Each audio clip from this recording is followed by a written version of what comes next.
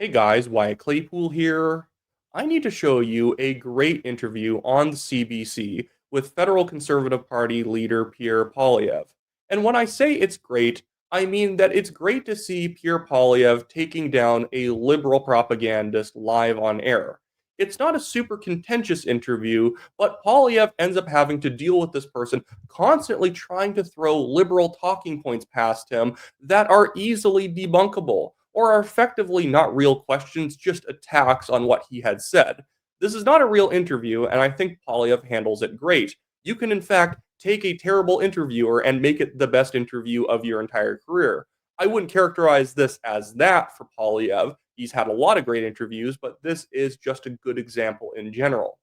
But before we get into it, I just want to remind you guys that if you like the channel, make sure to leave a like on this video, subscribe if you're not yet a subscriber, and leave a comment about what you think.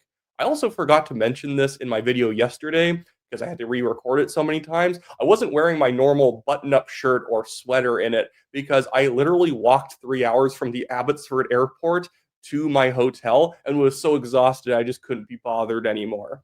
But anyways, let's get right into it. I want to show you some segments from this interview. They're kind of back to back, so we will be watching a good portion of it, but I will also be linking the full version in the description below, as well as pinned at the top of the comments, so you guys can see everything that I'm not going to talk about. But we're first going to start off with Poilievre criticizing Carney on major projects. Yes, he announced 5 major projects, but the problem is some of them have been literally waiting for approvals for years. Some of them are just minor expansions to a project that was already meant to have an expansion.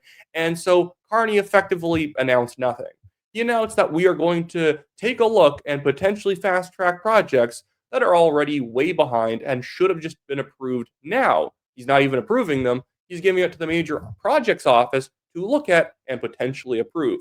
But here is Pierre Poilievre talking to this CBC host. With achievement, lots of meetings, lots of politicians patting themselves on the backs. So is Danielle Smith confused then? Is that what you're saying? If you look at the actual results, there have been none. As for a pipeline, to the Pacific, we already had one. It was called the Northern Gateway. Justin Trudeau killed it. Well, the courts said that there was not sufficient consultation. With respect, that's ridiculous. Well, you know what? The court said this. Okay, well, lady, look at all the discourse about that court case. It was a ridiculous court case where they said that you just can't build it because there wasn't enough consultation with Indigenous groups. But the problem is that right now in the law, there's no way of actually sufficiently consulting, especially because in situations like with the Wet'suwet'en, the Band Council can literally vote in favor of the project, but then you'll have a hereditary chief just walk out of the woods and say, oh, no, we can't do it because I say no. It's like, well, yeah, activist judges will block anything.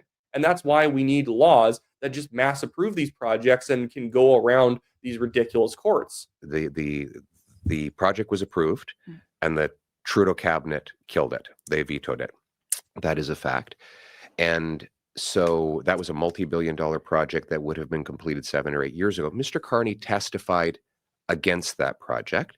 So this might be another... When you're saying testified at parliamentary committee. He did. He testified at a parliamentary committee against a pipeline from Hardisty, Alberta to Kitimat, BC, which is exactly the project with some very minor modifications that Ms. Smith is pushing for now. So we're hoping that Mr. Carney has flip-flopped on this, and he'll go ahead with it. But what I would really say on this is when it comes to these projects, we have 38 projects the federal government has been holding up that are in the Impact Assessment Act system already. They're in progress right now. They only need to get a permit to go ahead. They don't need a government grant, a government handout, a press release, a photo op.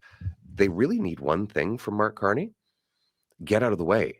And this is the problem. I'm just going to take this thing off screen for a second. And Poilievre is absolutely right about this, is that Carney and the Liberals are getting so much praise from the media. This is where they become stenographers. They are playing everything that Carney is saying as an achievement because he says it's an achievement. Oh, look, we're moving ahead on major projects, even though Poilievre can say there are dozens of more projects that literally just need your sign off and they could get off the ground right now, and he won't do it. That's pathetic. The media should be covering just how many projects literally could be started right now if he just actually have his cabinet basically just signed off on it. They could do it now, ASAP. They didn't even need Bill C5 to do it. They could have already done it. Cabinet already has the power to overrule regulations for special circumstances. And so when the media acts like, oh, well, you're not satisfied with it, but other people say they're satisfied. Of course, Smith, of course, other premiers are going to say they're okay with this. What are they going to get into a fight with Carney at the same time they're trying to court him into actually maybe doing something for them? They're going to play their cards well. And I think if that they don't see a pipeline for Alberta by the end of the year, you will see Premier Smith open up on Mark Carney. But obviously, right after a meeting with him, you have to play your cards right. And you're not going to look like you're the problem and being contentious. You're going to have the ball be in his court, see if he screws it up, then you can call him out for it. But now we can get back to the interview here. Grant a permit so that private money can build private projects that actually make money for our country rather than cost the taxpayer. I still do not understand, though, why you are saying he's in the way, nothing to see here. The office, you're dismissing it as one employee. That's the CEO. I don't know how many other people have or haven't been hired. But you have Danielle Smith, Tim Houston, Wab Canoe, the business community themselves saying this is important. Danielle Smith saying be patient. How is it that you're saying nothing to see here when so many other people seem to think across the political spectrum seem to think that this is meaningful? The thing is, it's such a stupid thing for her to say. He's already described why this is not that big a deal. Is that these are not even projects they're fast tracking. The major projects office is just going to take on these projects and evaluate whether or not they should be fast tracked. These are things that could have been signed off not only now, but could have been signed off years ago. And remember, Carney was the economic advisor to Trudeau, and somehow he never advised him to speed any of these projects up. The thing is that Poilievre's not taking stupid nonsense at face value. Premiers sometimes have to take the prime minister's stupid nonsense at face value. But when you're opposition leader, you can actually be a little bit more pointed about the lack of achievements from the government. But so she references all these premiers, and I think that Poilievre handles it very well. Again, I think she's right. We have to be patient because of Mark Carney's snail's pace. But that's not what she's saying. What I'm saying is that Mark Carney has been prime minister for 6 months. Now, he promised that we would move at unprecedented speeds, that this was like wartime. 6 months has gone by. Let me give you an example. The Germans built an import terminal for LNG from concept. And I just want to mention, too, media never brings up the Carney comments from the election. Like, they'll mention them, but usually only in the context that a conservative is bringing them up and trying to hold him accountable. But you think the media would have had way more articles and way more commentary on why are we taking a summer break? Didn't he say that we're in a crisis and we got to get moving? This is the problem, is that in the media, there isn't that sort of memory of anything Carney's ever said because they're deliberately foolish. These people know that Carney promised all this stuff and he's contradicting himself by taking this long summer break and not really having any projects that are worth, like having these 5 very minor projects that he's potentially going to approve. They just act like completely unskeptical. Hey, well, Smith likes it. Oh, Smith just said be patient. She isn't even saying he's doing a great job. She's just saying that at some point we may actually be able to get something, implying that right now we're not getting something because you have to be patient. To completion in 194 days. That is not the permit or the announcement or the press release. That means the thing was functional in about the amount of time Mark Carney has been prime minister, during which time he has not approved a single major project. What he has done is taken 5 projects that were basically approved already, sent them to yet another bureaucracy, which is going to review them and consider them going ahead. And there is not an oil pipeline on that list. I don't want to be negative, so I'm going to be positive here. We're proposing the Canadian Sovereignty Act, which would get the government out of the way so that we could rapidly build the private industry without taxpayer subsidies could build pipelines, mines, LNG terminals, nuclear plants, and more. It would expedite the 38 projects that have been waiting for federal approval, and it would invite the hundreds more that the federal government is blocking, according to Scott Moe. So let's pass. And this is another thing that the media ignores, is that when the government was justifying, when the sources in the government were justifying why there wasn't a pipeline on the list, it should tell them that there's not going to be a pipeline. Because their own excuse was that there wasn't a business case for it because no private company wants to put up all the money. not realizing that the reason that nobody wants to put up all the money is that the amount of money is excessive because of government regulations and taxes. If you solve the regulation problem, all the restrictions and legislation on tankers and on building pipelines because you have to have all these extra environmental reviews and consultations, you could get it done. But they act like this is just reality. Oh, it just can't happen because they can't put up enough money, as if the regulations are like from nature and they cannot be taken away because it's just a fundamental reality of life in Canada.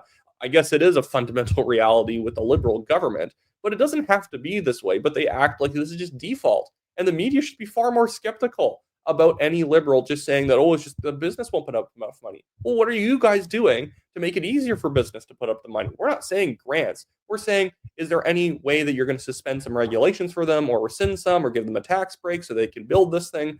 No skepticism at all from the CBC. And the CBC was the one who did the original reporting on why no pipelines. And they just said, oh, there's no business case. That's the sovereignty. I'm offering Mark Carney to take the act and pass it. I'll give him credit for it. Again, we'll Scott Moe said there were 100 projects that were priorities. He did not say the federal government was blocking them. But I want to talk to you about a related issue here, which is... Again, that's another snipe across, trying to throw another ball across home plate there, where she's saying, well, he just said there's a bunch of projects that were priorities.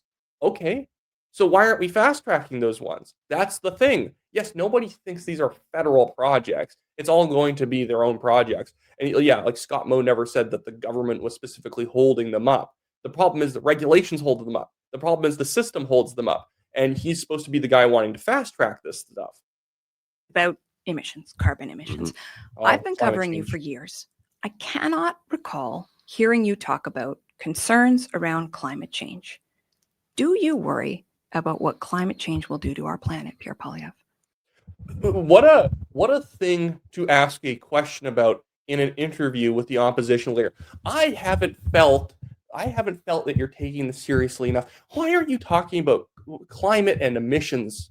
It's like, what? We're in an economic crisis right now. And by the way, our actual per capita emissions keep going down because it turns out it has nothing to do with government regulations. Capitalism has been lowering emissions for a very long time because people want the fuel that they buy to stretch as far as possible by having more efficient homes and engines, all that stuff. It's not the government telling business that they have to value their dollar for business to value their dollar and want energy to be more efficient, obviously. But the whole idea that we are going to waste Poilievre's time basically with an attack. This is effectively an attack saying, I've never heard you talk about climate change. The implication being that he doesn't care. He doesn't care about the planet. And, if you care about the planet, then you can't vote conservative. This is just a crappy question. But anyways, let's get back to it. I thought this is where I think he does a really good job of calling out the nonsense about thinking that caring equals doing something. Sure. That's why I'm so disappointed with the very problematic approach of the Liberal government, which has been to drive up energy costs and block projects from going ahead that would help the environment. So are you an environmentalist, Pierre Poilievre? Sure, you can. Well, what was with that voice she had there? Oh, you're an environmentalist? Oh, I'm laughing because it's so ridiculous to think that you would care. You don't care. You're an environmental villain. Call me whatever you like. No. The environment. So are you an environmentalist, Pierre Poilievre? Sure, you can call me whatever you like. No, well, I want to know what you'd call yourself. We are talking about like sea levels rising, worried about loss of biodiversity. You worry about those things. Sure. And I also have solutions. Like if we were to displace dirty Asian coal-fired plants with clean Canadian natural gas, according to the National Bank, we could reduce global emissions by 2.5 billion tons, which is 3 times the emissions of all of Canada for a year. But to do that, you need liquefaction terminals like the one that Prime Minister Harper approved, LNG Canada. And we shouldn't be talking about having one more. We should be talking about having 18 or 19 LNG liquefaction plants. That's the number that were proposed when the Liberals took office. And so what I propose, let's take our natural gas, which is very clean, which is very cheap in Canada. Right now, we only get $3 per million metric British thermal units, and let's sell it to Asia for $14. We could help power the biggest the most populous continent by getting them off of dirtier coal and reducing global emissions. What's she going to say? What's she going to interrupt him to say here? He's making good points, backed up by the what was it, the World Bank, the Bank of Canada, or whatever, like something about that. Like, this is just math.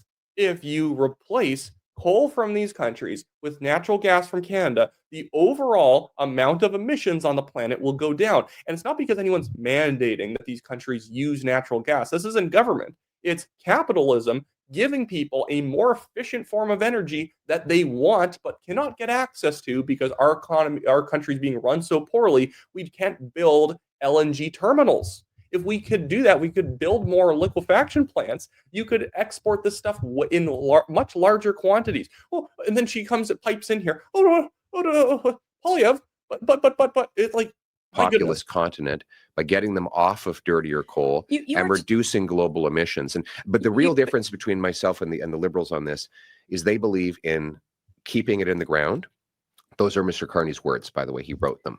We can debate whether he's flip-flopped on that as well, or the conservative approach, which is let's use our energy to grow the paychecks of our people and protect the environment. They believe in energy poverty. I believe in energy abundance, and that is the approach that we would take to the environment. You say you're worried about climate change. Why have we not seen you ever commit to emissions?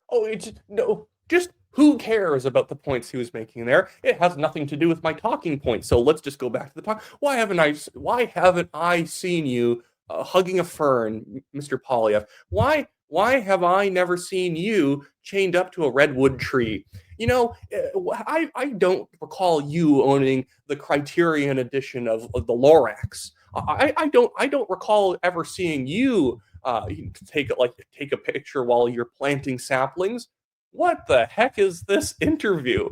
Yes, he has a more coherent vision when it comes to climate than the Liberals, and she can't have that. So she goes back to saying, "Oh my goodness, I've never seen you block an oil tanker with Greenpeace. That's the real sign of caring about the environment." My goodness, is becoming like the Pol Pot of economics and saying that we need degrowth reductions targets. I just did right now. That's not a target. That's saying we should do more to reduce emissions reductions. I love you say you're worried. She also goes into the voice of someone who really cares. She really cares because she's lowering her voice down to the level where you can barely hear her. She is at church mouse levels of speech, wondering, Mr. Poilievre, why haven't I heard you talk about it? And then he follows up, like, what was I just doing? About climate change. Why have we not seen you ever commit to emissions reductions targets? I just did right now. That's not a target. That's saying we should do more to reduce our emissions. That's not about meeting the Paris targets. That's not. Who cares about targets? Well, if we're reducing, who cares? If we're reducing the amount of emissions per capita, who cares?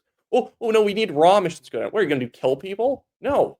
Stupid. Saying our 2030 targets are right, wrong, should be higher, lower. The current government is not meeting its emissions targets. But I'm asking whether you think those are valuable targets, not about what the federal government is doing, which you've been clear about. It would be very easy. In fact, it would be very easy to meet all of those targets if we include the global reductions that the export of Canadian nuclear and natural gas would engender. And so I'd say, sure, not only could we could displace the equivalent of 3 years of emissions in Canada by sending our Canadian natural gas over to Asia and displacing dirty coal. I mean, you know, You're a racist, Mr. Poilievre. Don't say dirty coal. That's horrible. Like, I don't even know how she can respond to this. I think she just tries to move on. Asian economies are adding these coal-fired plants one after the other because they don't have access to affordable natural gas. We have the most affordable gas. It's easy for us to liquefy it because our cold climate does most of the work. And we have the shortest shipping distances to both Asia and Europe of any country in the Americas. So why would we not use that kind of pragmatic approach that enriches rather than impoverishes us? I want to turn to another one of your policy proposals here. We got to move on. We have to move on. Wait, what is this point that she's trying to bring up? because our Sure. time is finite. You have called Oh, our time is fine. We can't talk about the nonsense. The nonsense I've been saying that you like destroyed. on the government to get rid of the temporary foreign worker program. Oh yeah, okay. She's just fully moving on to something else. So if you guys want to see the full version of that interview, linked in the description below, pinned at the top of the comments. Like, yeah, I love seeing CBC journalists get destroyed like this, and that was someone being destroyed. She has this soft tone. Well, I've never seen you, Mr. Poilievre. You know, I've never seen you play in the mud and declare your fealty to Mother Earth. Well, how can you be an environmentalist? Oh, we got to move on. We got to move on. Another topic. My goodness. So that was a great moment for Pierre Poilievre, and I hope to see him destroy people like this more in the future. But yeah, it's just it's only liberal talking point. It's just trying to sow doubt in the viewer's mind that whatever he's saying doesn't really it's not good enough, or what he's saying is a deflection. Because where's your Paris targets? Well, which target do you prefer? Who cares? And that's a good point. The government doesn't hit their targets, and they're super serious about it apparently. So maybe let's just stop with the stupid targets. Anyways, so with that being said, guys, thanks for watching. Thanks for tuning in. I'm about to go off to the 1BC event that we are holding here in Abbotsford. No doubt I'll be telling you guys about it in the future. But remember, of course, to like the video, subscribe, leave a comment, share with your friends, and I will see you guys next time.